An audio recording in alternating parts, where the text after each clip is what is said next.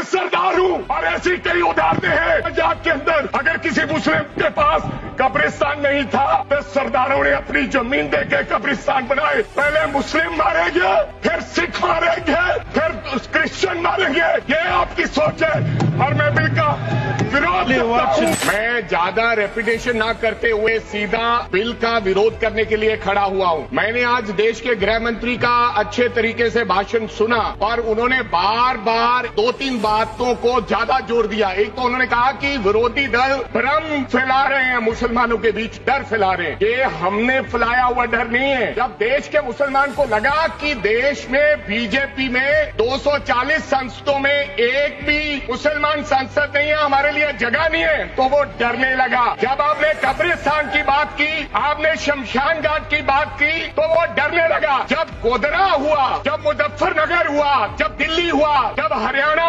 मेवात में दंगे हुए, तो देश का मुसलमान डरने लगा। आज गृह मंत्री साहब ने कहा कि 2013 का बिल अगर नहीं आता, यूपीए नहीं लेकर आती, तो आज इस बिल की जरूरत नहीं थी। क्यों बिल लाए? क्योंकि आपको पता चल गया कि देश का मुसलमान हमारा साथ नहीं दे रहा। हमने हथकंडे अपना लिए, हमने आरएसएस की नीति अपना ली, हमने डंडा अपना लिया, दंगे हो गए, लेकिन मुसलमान हमारे साथ आने के लिए तैयार नहीं है। फिर आपको पता चला, आपने एक और अंकड़ा दिया। आपने कहा 1913 से 2013 तक केवल 18 लाख मुसलमानों का जमीन था और 2013 से अब तक 21 लाख और हो गया, यानी कि 39 लाख टोटल जमीन हो गया। तो आपको किसी ने समझाया मुसलमान को अगर आपके बस में करना है, ये आरएसएस की नीति नहीं अपनाएगा जितनी देर आप इनकी सांस प्रणाली बंद नहीं करोगे। अगर वक्फ बोर्ड नहीं छीनोगे, अगर जमीनें नहीं छीनोगे, तब तक मुसलमान आपके सामने झुकने वाला नहीं है। जैसा आपने पंजाब में करने की कोशिश की,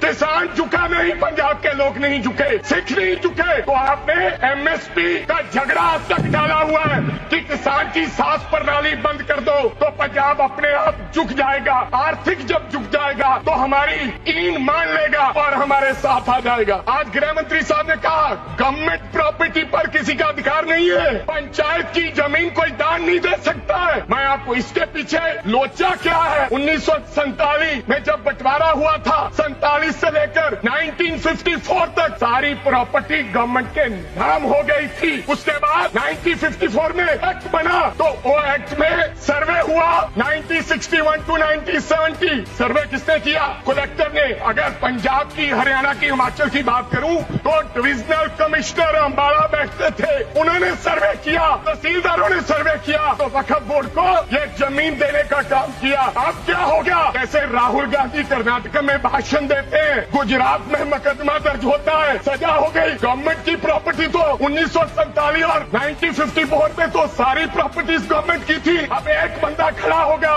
तो वो कहेगा कि यहाँ पर ये गवर्नमेंट की प्रॉपर्टी है, डिस्प्यूट होगा, तो आप वक्फ बाय यूजर का अधिकार खत्म कर दोगे कि ये तो जमीन गवर्नमेंट की थी, आप उसकी जमीन छीन लोगे। लिमिटेशन एक्ट की बात कर रहे हैं आप, और किसी धार्मिक स्थानों पर तो लिमिटेशन एक्ट लागू नहीं होता, इनके ऊपर क्यों? आप जानबूझकर इनको अपने लात के नीचे से दबाना चाहते हो, इनकी छाती पर चढ़ना चाहते हो। एक आपने और कंडीशन लगा दी कि 5 साल प्रैक्टिस मुस्लिम होना चाहिए, वो दान दे सकता है। मैं सरदार हूँ और ऐसी कई उदाहरणें हैं पंजाब के अंदर। अगर किसी मुस्लिम के पास कब्रिस्तान नहीं था तो सरदारों ने अपनी जमीन देके कब्रिस्तान बनाए। ये कौन सा अधिकार है कि मैं किसी को चीज दान देना चाहता हूँ? और इसको कौन बताएगा? रिजू साहब ये बताएंगे कि ये प्रैक्टिसिंग मुस्लिम है या नहीं है। ये सरासर अन्याय है। तो श्रोमणी गुरुद्वारा प्रबंधक कमेटी 1925 का सिखों का जो एक्ट है, आप उसमें भी संशोधन करेंगे।